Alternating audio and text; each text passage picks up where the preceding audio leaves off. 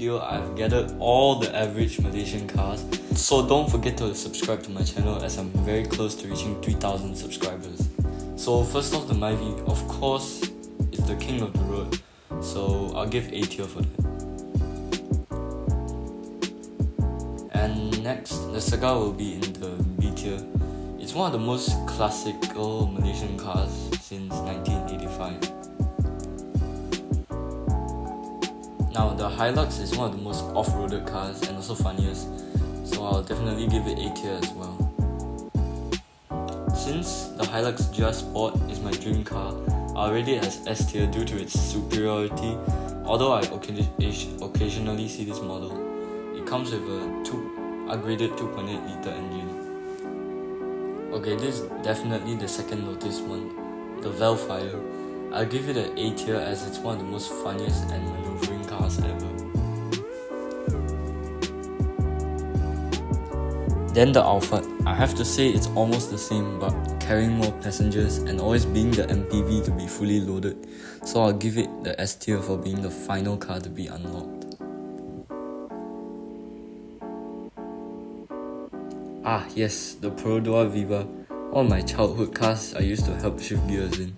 It's one of the small cars like Kanchu where you can park in small parkings and have fun with the gear shifting, so I'll give B tier for that.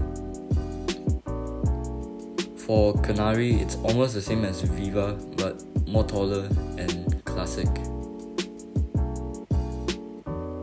The X70 and X50 are almost the same and it's one of my most used cars today, so I'll give it A tier.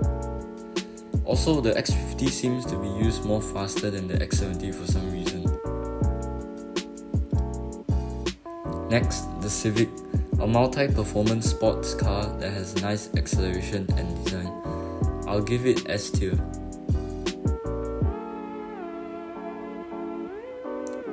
And Toyota Vios, a car that is the Malaysian classic, B tier. The Corolla Altis, I think it looks really nice and it's really steady. And then the Camry, I think it's a fast but steady car.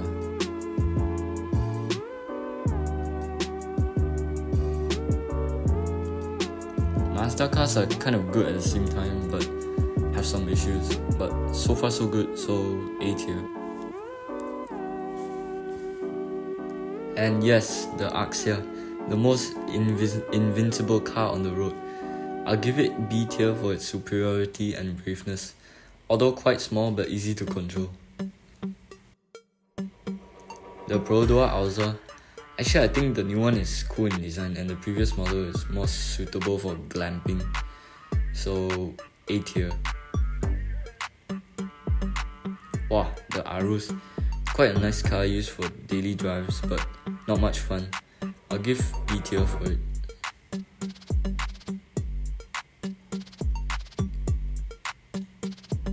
And for the Exora, A tier for its boldness and style. And this is my dream sports car, the GR86, featuring 18-inch rims and 6.3 second acceleration from 0 km per hour to 100 km per hour. It just feels like a gift from the sky, and I know a lot of people like to drift it here and there, so that's why I gave it such a high tier. And the Supra, the highest tier performance sports car by Toyota, that's for sure one of the most coolest cars. And for BMW cars, I'll give it A tier as there's a lot in Malaysia.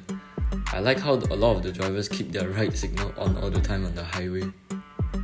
And as for the Avanza, I really like how it's the most used car for sending stock and delivery by uncle and aunties, so I'll give it B tier for being such a reliable car.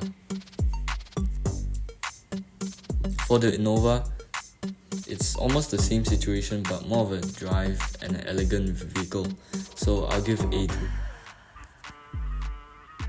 And here we have a lot of 4x4s, so I'm going to give Ford Ranger A tier because it's almost same situation with Hilux, but it has that kind of off-roading sense. Now for the newer Mercedes-Benz models such as the C300, I'll put it in A tier because it's one of the nice cars.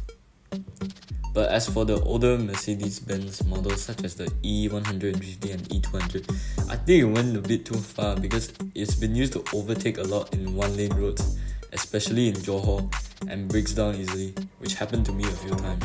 But I'll give it C tier because it's still very funny and a classic car to own. And this is one of the cars I experienced, Lexus RX 350. For its performance, and it's definitely great and fast, looking slightly sporty. The interior is one of the best and well designed for comfort, as there is many safety features. So I'll give this car S tier. Now the Proton Persona, I think is one of the cars where it's used by many people and driven in the city. I'll give B tier for its seating capacity. And oh yes, the Toyota Yaris. The car always driven to 20% of its limits where it overtakes you at 130 km per hour on the overtaking lane. I think I quite like this car where it's able to actually be driven fast and cruise at a high speed while being comfortable in the cabin. I also like how it's very sporty and just feels tough, so I give A tier for it. This car would probably be one of the starter cars I will own because of how spacious the interior is and how on the outside it isn't too big. I think the boot space is also quite good and drive is nice, so I'll give it the A tier. Last but not least, the Ativa. The car is quite hard for me to rate because of its fuel efficiency and power. Besides that, the car looks quite sporty and can climb Genting really well, so I think I'll give the A tier for it. Oh wait, I think I forgot the Fortuner. But if you want to get a car where it's almost like Hilux and can off-road slightly with petrol, go for it. And that's all the cars that I covered in this video. Hope you enjoyed this video. Please like and subscribe because I'm almost reaching 3,000 subscribers.